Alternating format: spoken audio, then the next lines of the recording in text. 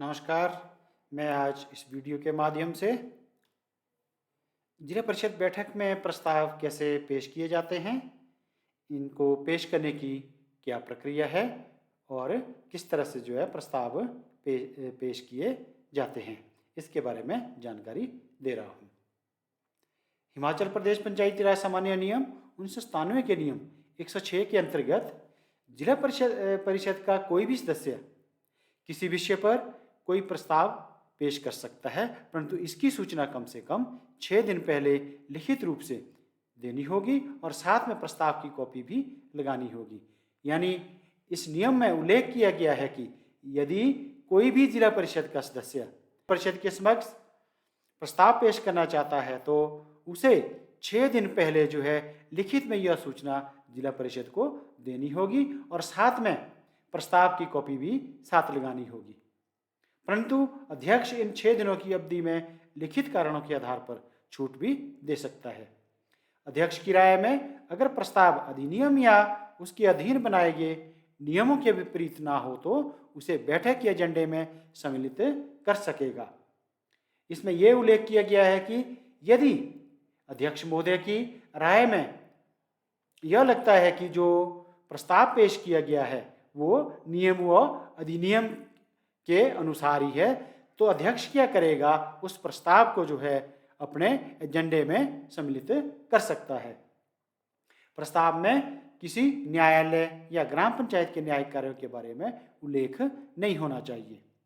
बैठक में अगर प्रस्ताव पेश करने वाला व्यक्ति उपस्थित नहीं होता है तो प्रस्ताव पर विचार नहीं किया जाएगा। इसमें यह उल्लेख किया गया है कि यदि कोई सदस्य जिला परिषद की बैठक में प्रस्ताव पेश करना चाहता है और वह स्वयं उस बैठक में उपस्थित नहीं होते हैं तो उस प्रस्ताव पर बैठक में चर्चा नहीं की जाएगी, उस पर विचार विमर्श नहीं किया जाएगा।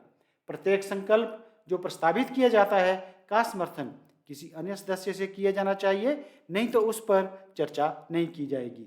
जो भी प्रस्ताव जिला परिषद के सदस्यों द्वारा प्रस्तुत किया जाता है उसका किसी अन्य सदस्य द्वारा समर्थन किया जाना चाहिए, नहीं तो उस पर बैठक में चर्चा नहीं की जाएगी।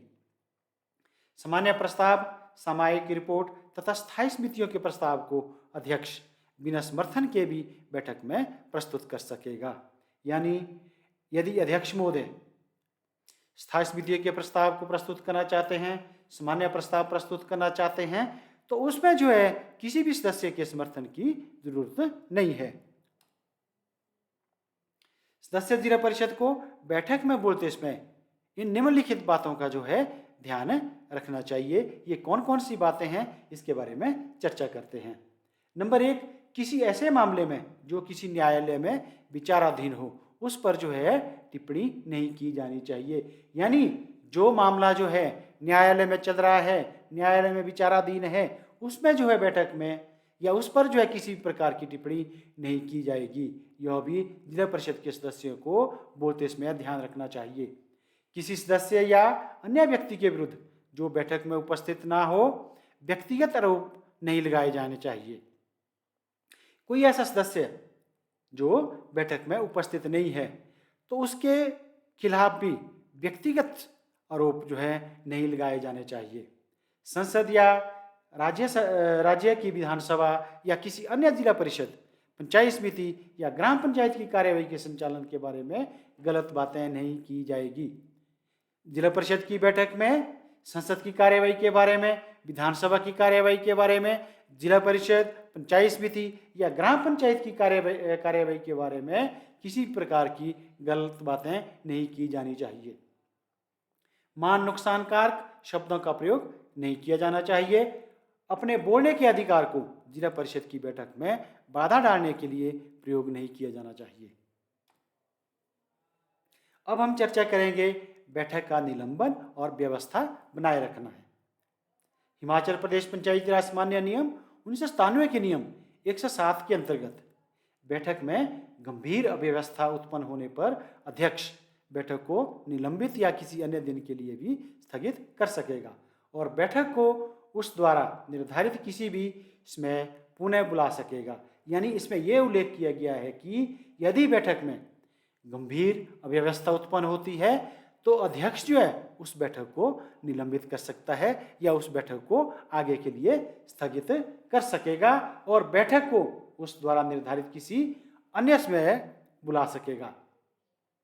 अगर बैठक में कोई सदस्य अध्यक्ष की राय में व्यवस्था भंग करे तो अध्यक्ष उस बैठक से बाहर जाने के लिए कह सकता है और वह सदस्य तुरंत बैठक से बाहर चला जाएगा। यानी अगर कोई सदस्य अध्यक्ष की राय में बैठक में कोई भंग डालता है या उसको भंग करता है तो उसे बैठक से बाहर जाने के लिए अध्यक्ष कह सकता है और जो सदस्य है वो एकदम जो है जैसे ही अध्यक्ष के आदेश होते हैं बाहर जाने के लिए तो सदस्य जो है बाहर चला जाएगा। जिला परिषद से अंतिम रूप से निपटाए गए किसी विषय पर तब तक फिर से विचार नहीं किया जाएगा जब तक कि इसके लिए कुल सदस्यों के 3/4 सदस्य लिखित सहमति नहीं देते हैं या सरकार या निदेशक से इस पर विचार करने के लिए नहीं कहा जाता है।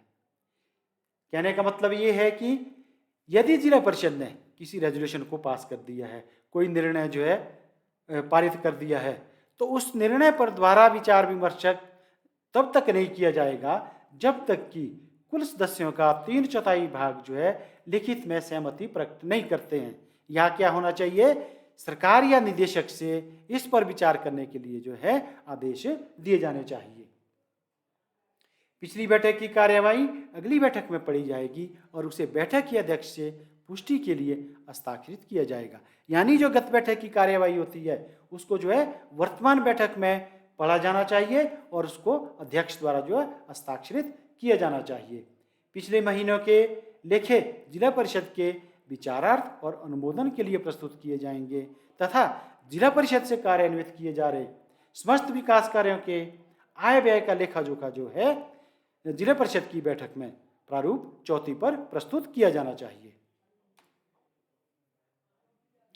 जिला परिषद जिलाधीश को छोड़कर जिले में सेवारत कृषि, पशुपालन, मत्स्य पालन, खाद्य और आपूर्ति, वन, स्वास्थ्य और परिवार कल्याण, उद्यान, उद्योग, सिंचाई और जन स्वास्थ्य, लोक निर्माण, राजस्व, ग्रामीण विकास, समाज एवं महिला कल्याण या सरकार के अन्य विभागों के किसी भी अधिकारी या कर्मचारी को जिला परिषद की बैठक में उपस्थित होने तथा उनसे संबंधित विभाग के किसी विषय पर सलाह देने के लिए बुला सकती है।